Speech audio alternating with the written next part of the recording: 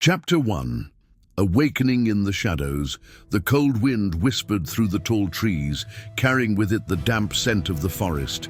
The sky, painted in grey, cast a pale light that barely filtered through the dense canopy.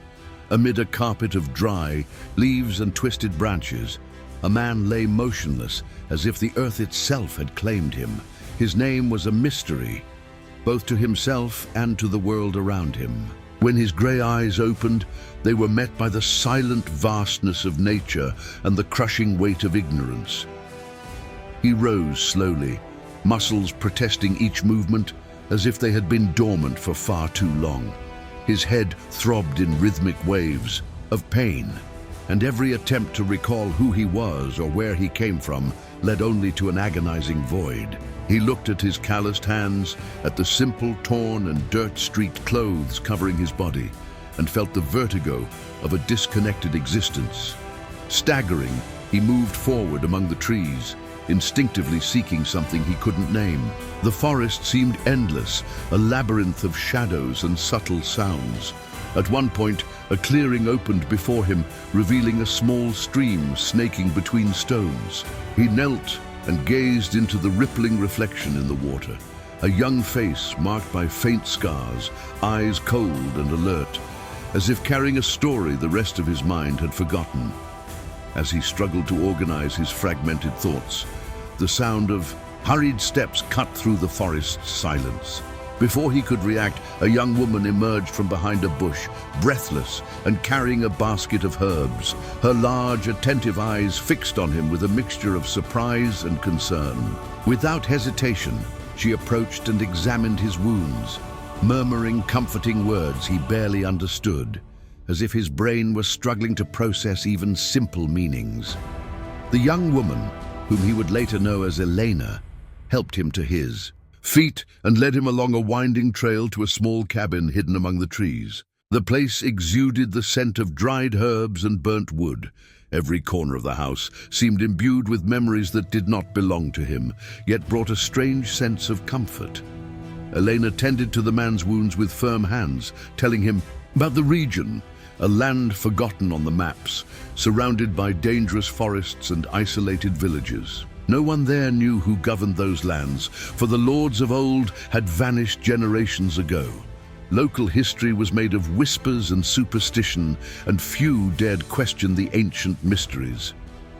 Leon, a name Elena gave him temporarily, accepted the label silently, having no strength to contest it. For days he remained in the cabin, recovering under her patient care. But each night, vivid dreams haunted him, visions of golden halls, bloody battles, a broken crown fallen at the foot of an empty throne. The images were so intense that Leon awoke drenched in sweat, his heart pounding in his chest. One particularly foggy morning, while walking near the cabin, Leon found something buried beneath the roots of an ancient tree. With his bare hands, he dug through the earth until he unearthed a silver medallion, its design worn by time, but still revealing the outline of a crowned lion, the symbol of a long-lost royal house.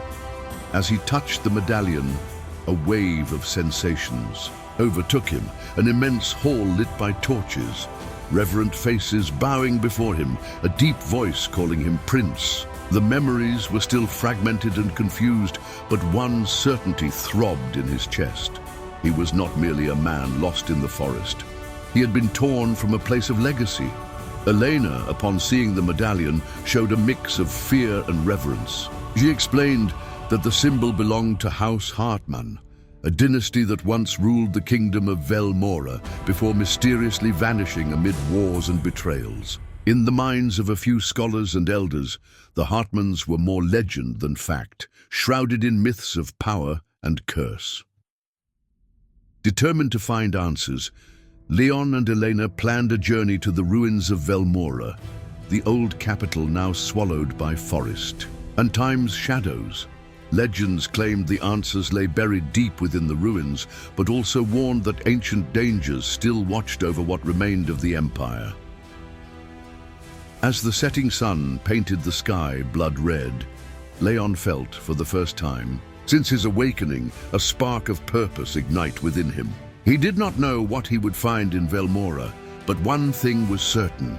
His story was only beginning, and the forgotten world would soon be forced to remember who he truly was.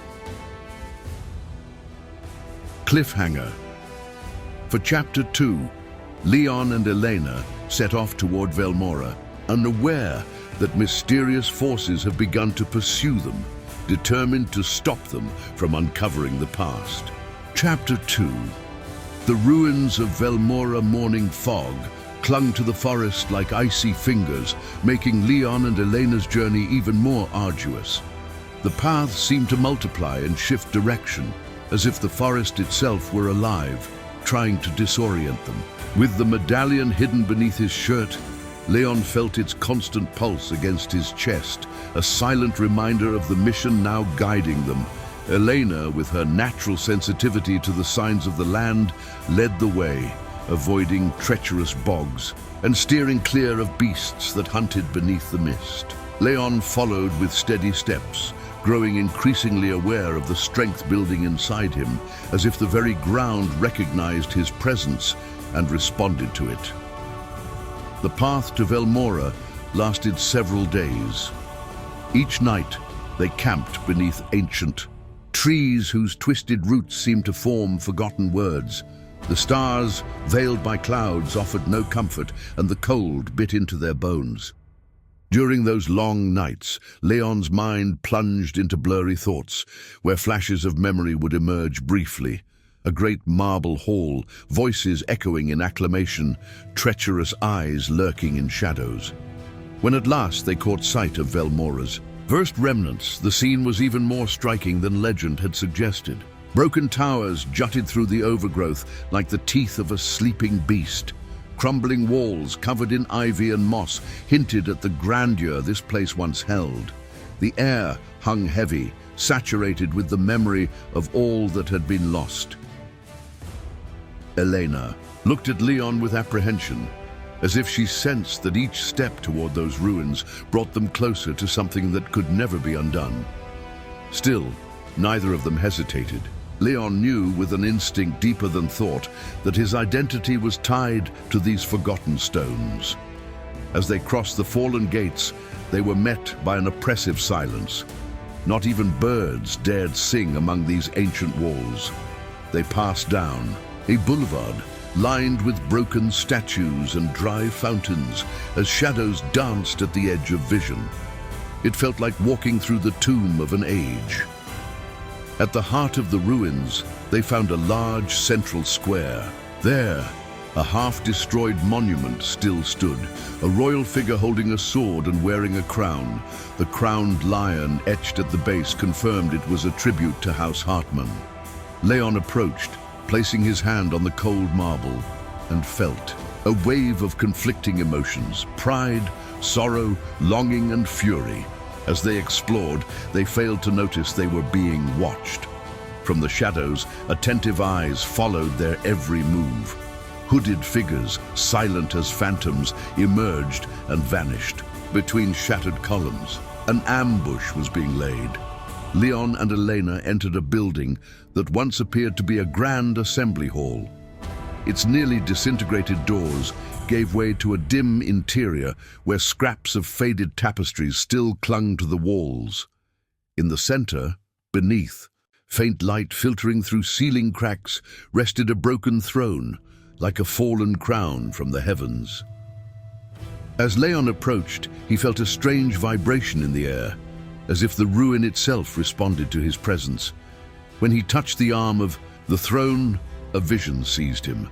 Men and women swearing loyalty, banners fluttering, a booming voice proclaiming him heir of Velmora. But the vision quickly darkened. Screams, blood staining the stone, betrayals sealed in darkness. Disoriented, Leon staggered backward, but Elena caught him. Before they could recover, a whistle pierced the air. From every direction, the hooded figures emerged, closing in.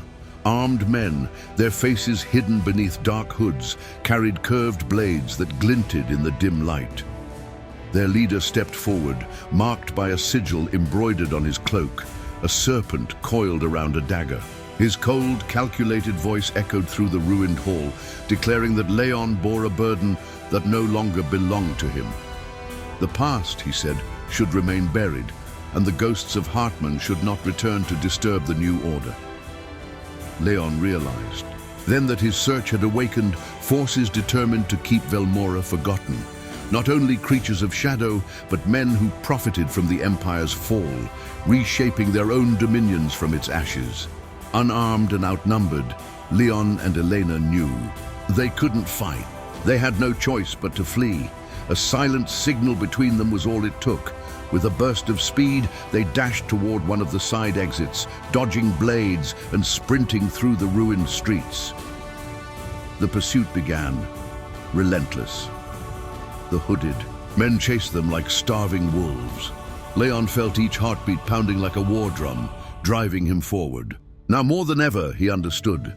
This wasn't just a search for identity, it was a battle for survival and legacy.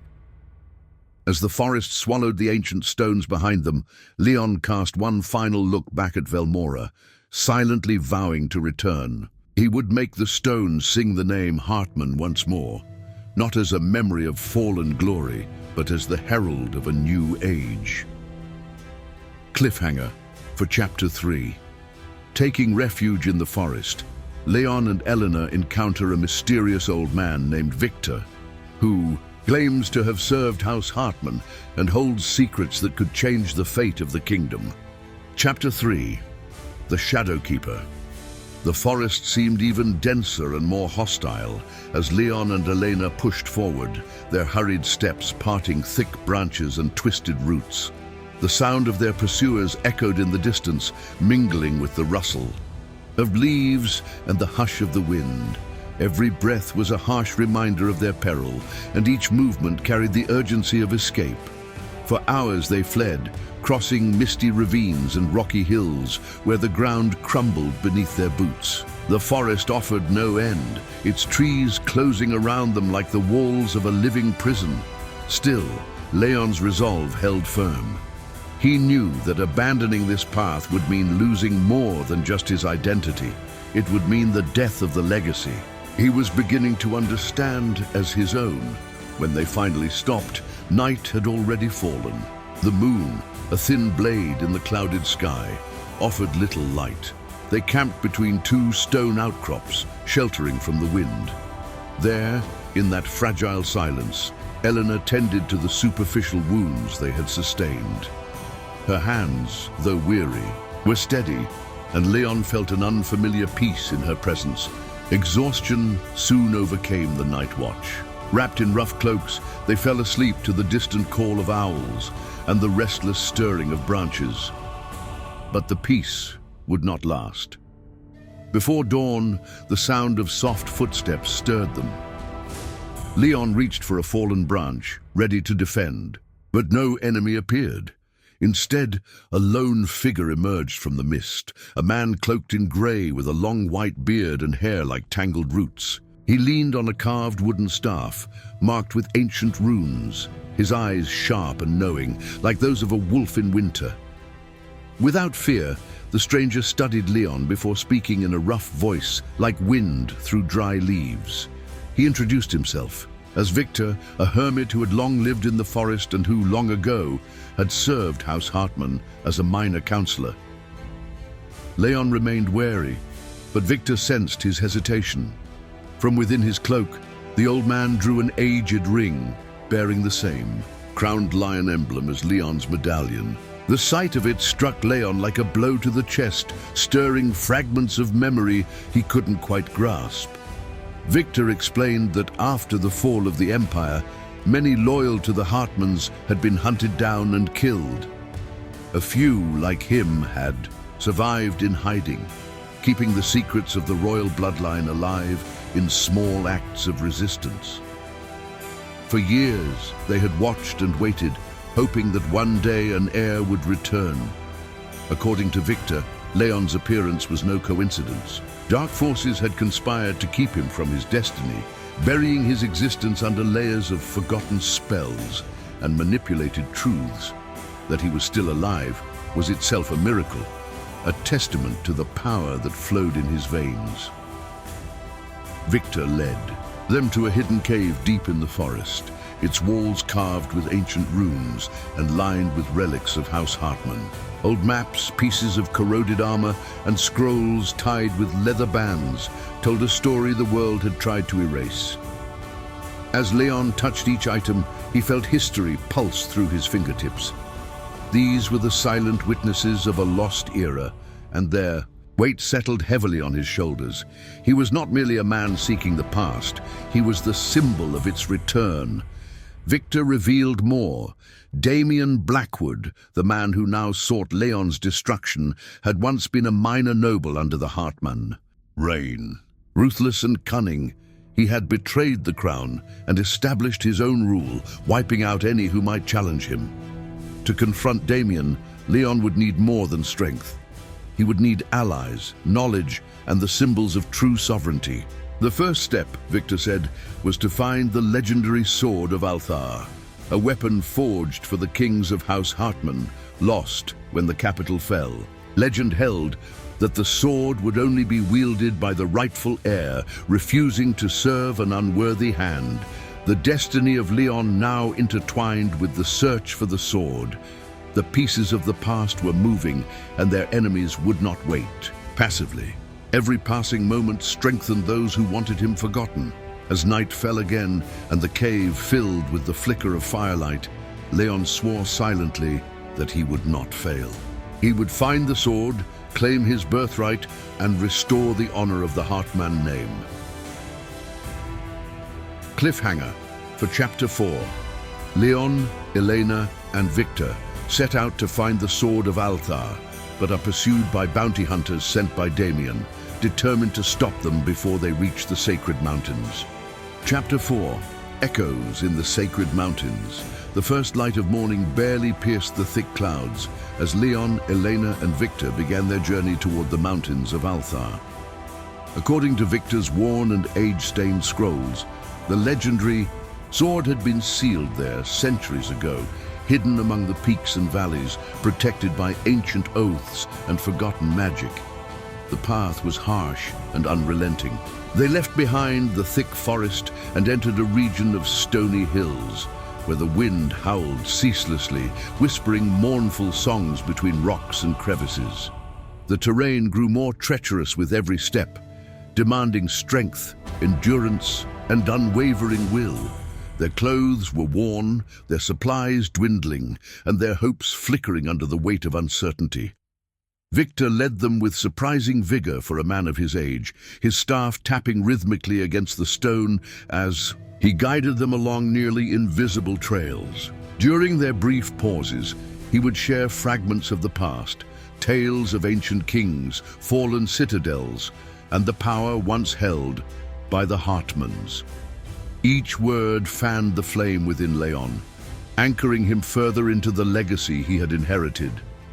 But danger was never far behind.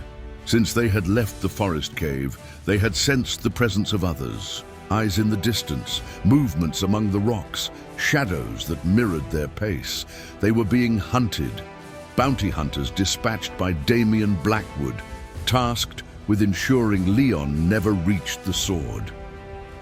As they ascended, the air grew colder. A light snow began to fall, dusting the ground in white and turning already treacherous paths into slick ribbons of ice. They crossed an ancient bridge of cracked stone, moss-covered and narrow, suspended over a bottomless gorge. Each footstep felt like a gamble with death, the wind threatening to hurl them into the void. It was shortly after that crossing that the ambush struck. From behind the rocks sprang cloaked figures, armed with daggers and shortbows. They attacked. Without warning or words, arrows cut through the wind. Victor reacted instantly, pushing Elena behind cover. Despite his years, the old man wielded his staff with sharp precision, striking down a would-be attacker with the strength of forgotten decades. Leon, driven by instinct, snatched up a fallen blade and threw it at an advancing enemy. Then, without hesitation, he engaged in a chaotic brawl. deflecting blows and landing strikes with growing confidence. With each move, he felt something awaken, a warrior's memory embedded deep in his soul. Elena, though untrained for combat, showed fierce resolve. She used distraction and terrain to her advantage, tossing rocks, tripping assailants, and aiding Leon with quick thinking. But the enemy had numbers. Realizing they could not win by force, the hunters fell back, disappearing into the rocks, leaving behind a grim promise they would return. With barely enough time to breathe, the trio pushed forward. As they climbed, the environment transformed. The trees vanished, replaced by ancient stones covered in mysterious runes, like silent guardians, lining the path to something sacred.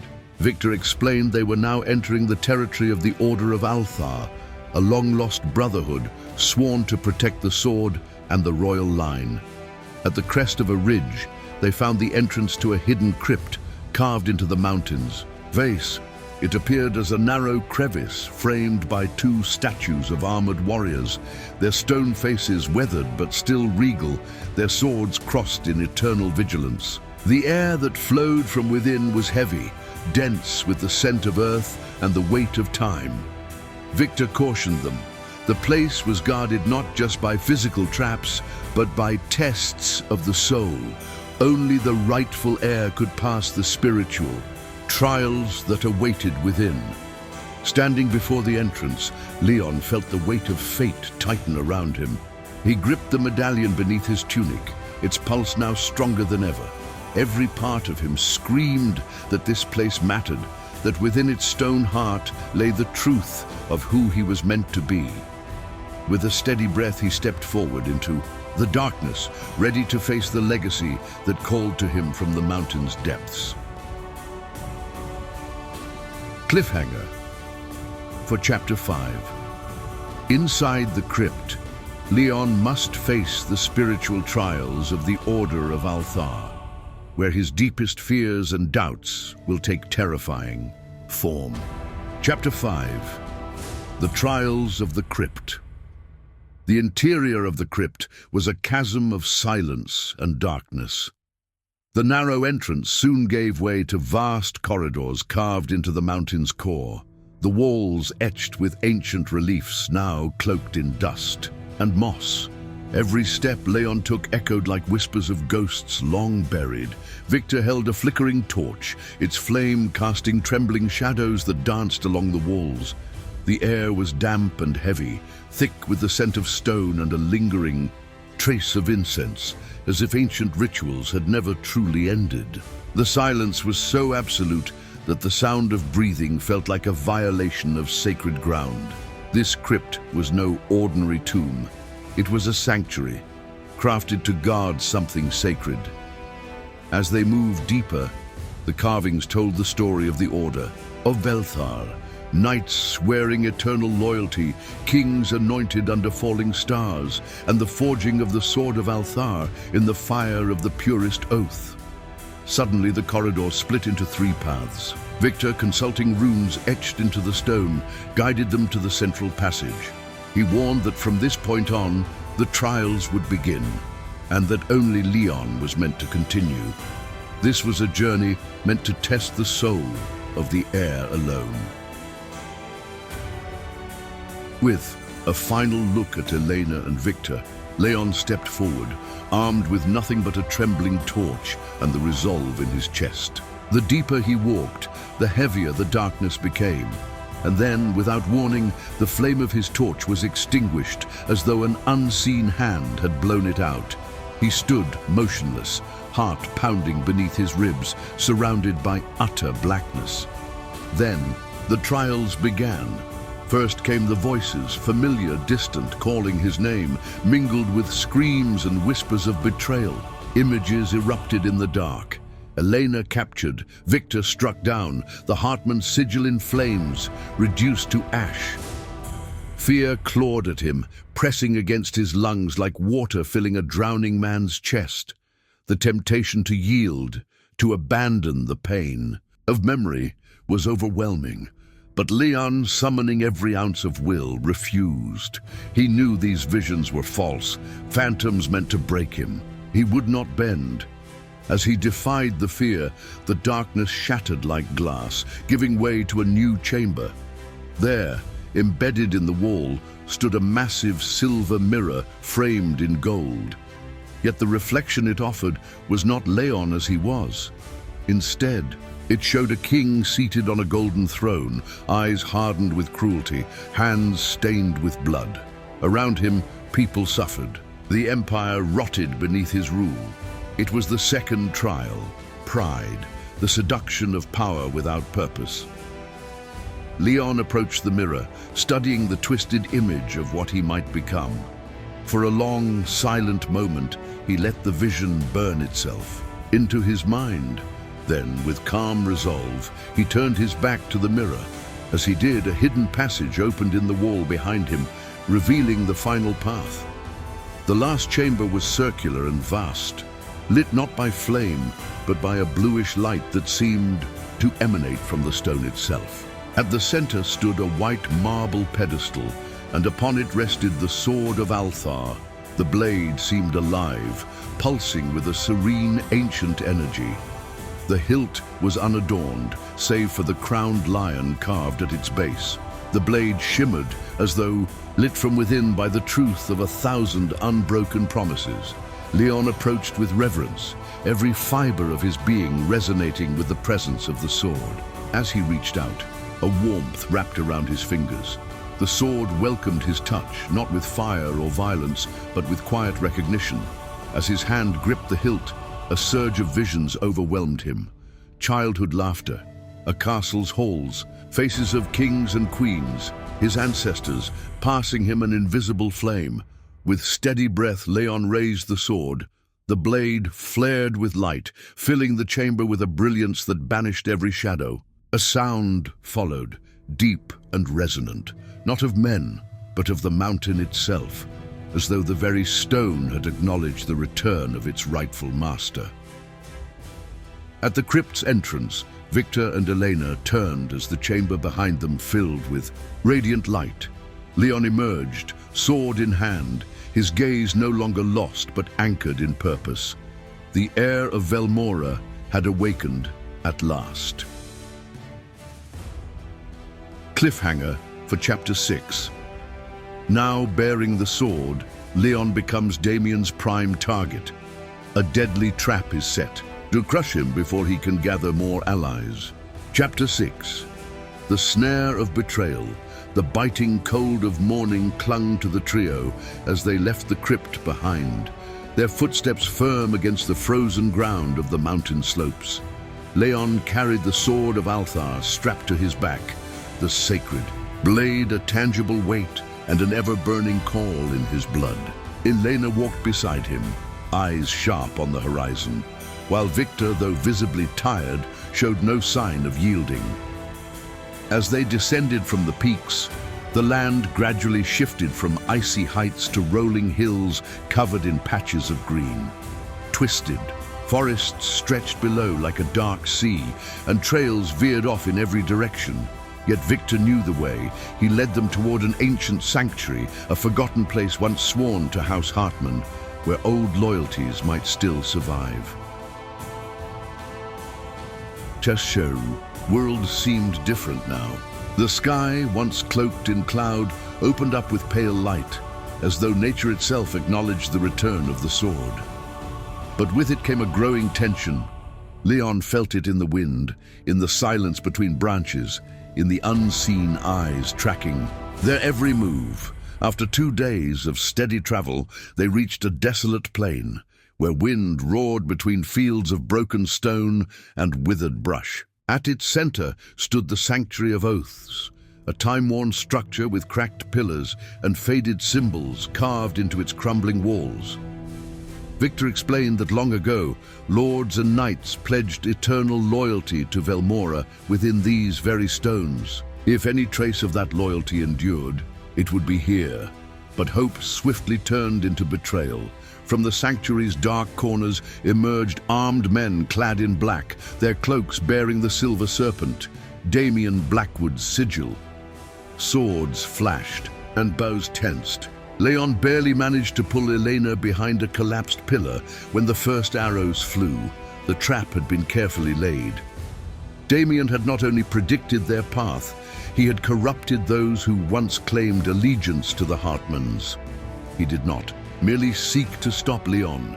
He meant to destroy him publicly and shatter the fragile hope spreading through the land.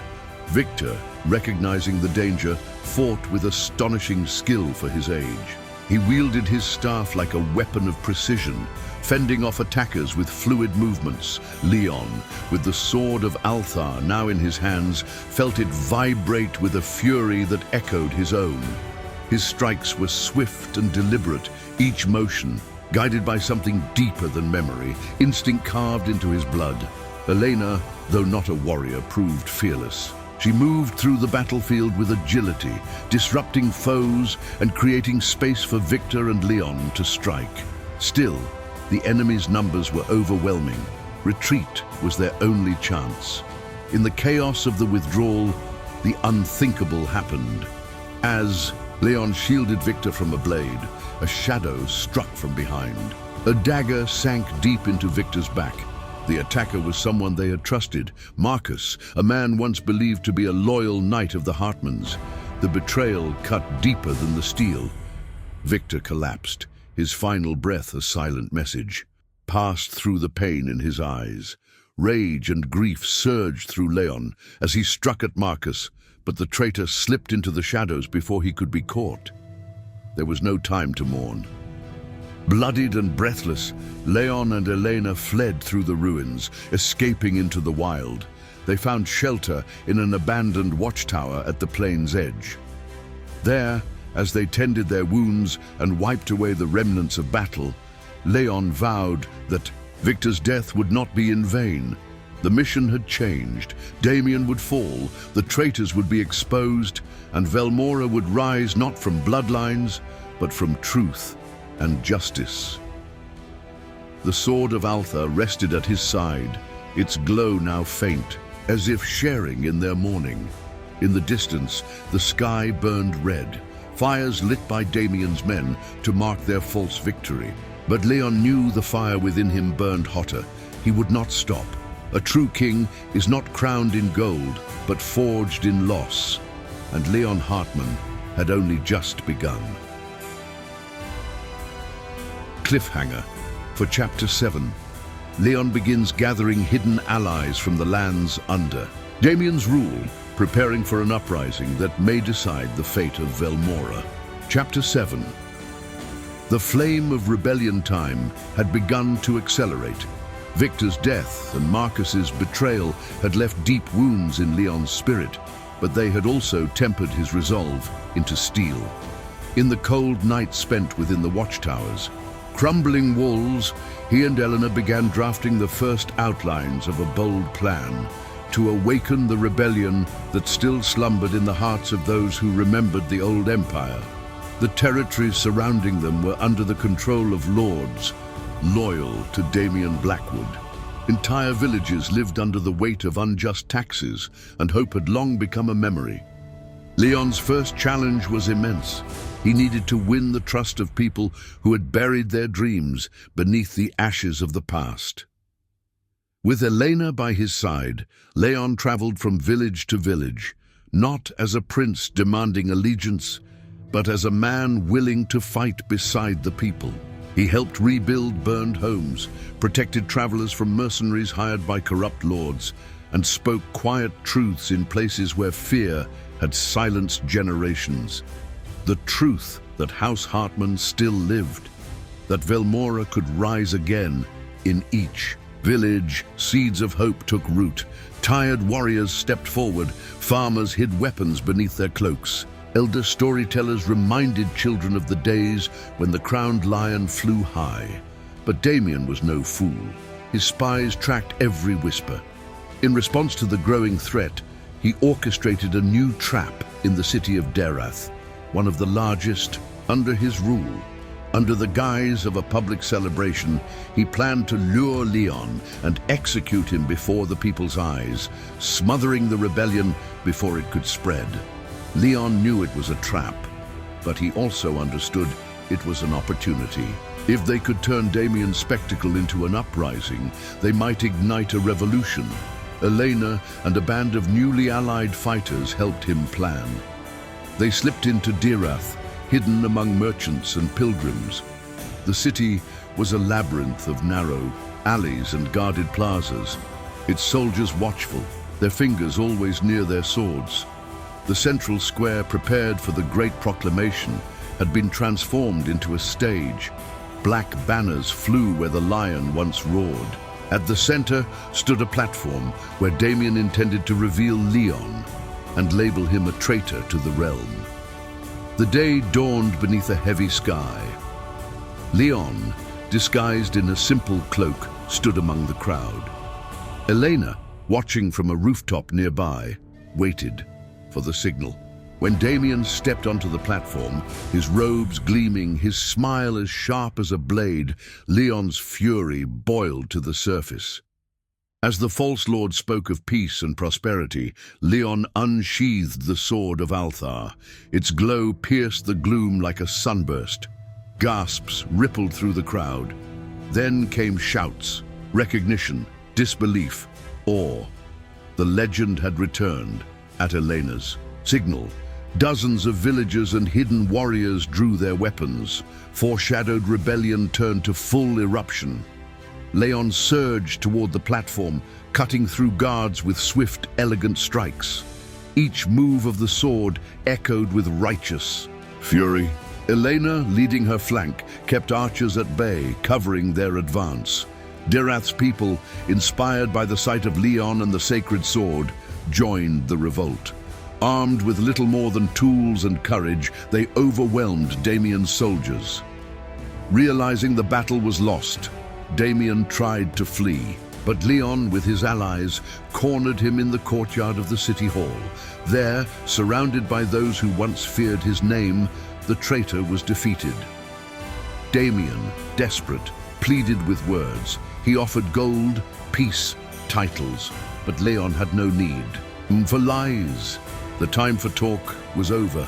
With a final motion, Leon disarmed him. Damien would live, but not as a ruler. He would answer to the people he had betrayed. As dusk fell, the fires of Dirath lit the sky. The crowned lion rose again, not as an emblem of conquest, but of rebirth. Leon knew this was only the beginning. Damien had fallen, but others would come.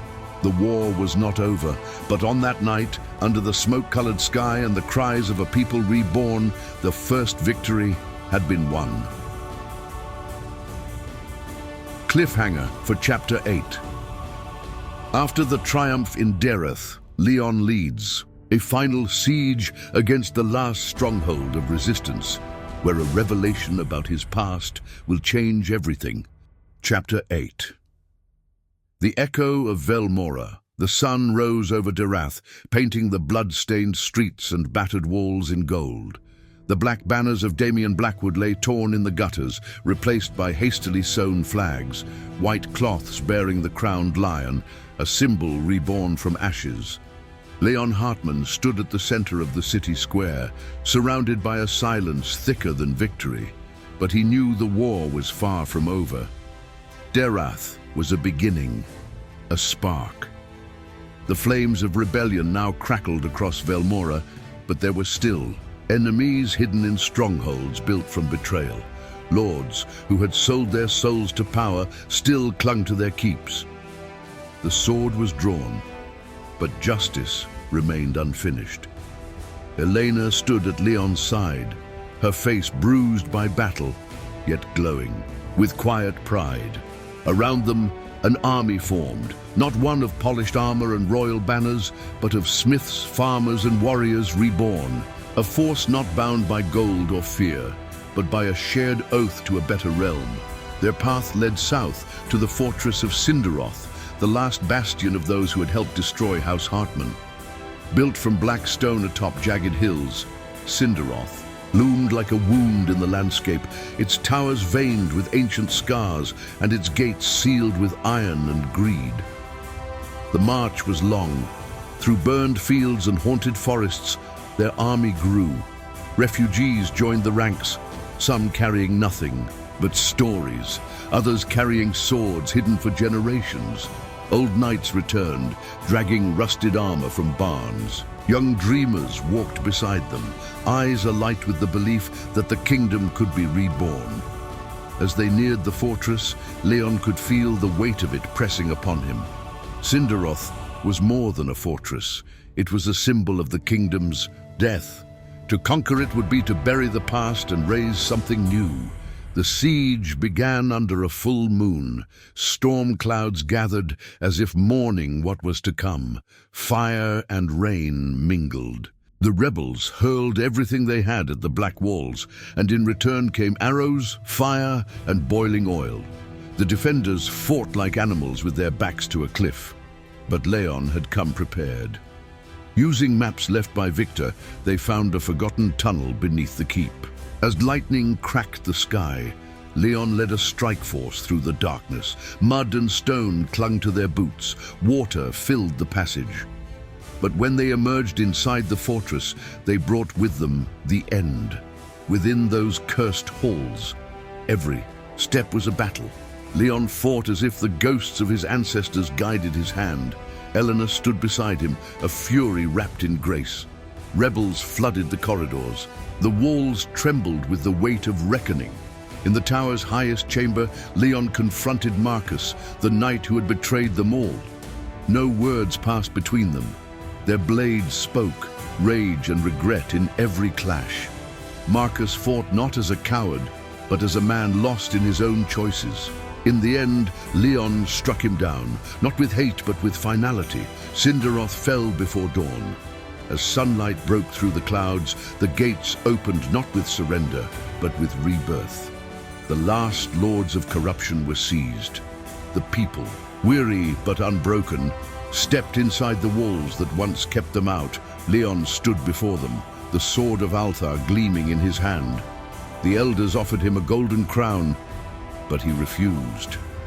Instead, he draped himself in a simple mantle and raised the sword. His voice, strong yet humble, declared that Velmora would rise again, not as an empire of fear, but as a kingdom of justice. A kingdom where birth did not determine worth, where the people's voice would shape the land. Elena took his hand, and the crowd roared. That day, the realm awoke. Under a blue sky cleared of smoke, the name Hartmann no longer whispered through. Ruins. It rang in song, in oath, in the wind that passed over fields free once more, and in the stone of Cinderoth a new banner flew, not to honor the past, but to claim the future. The end.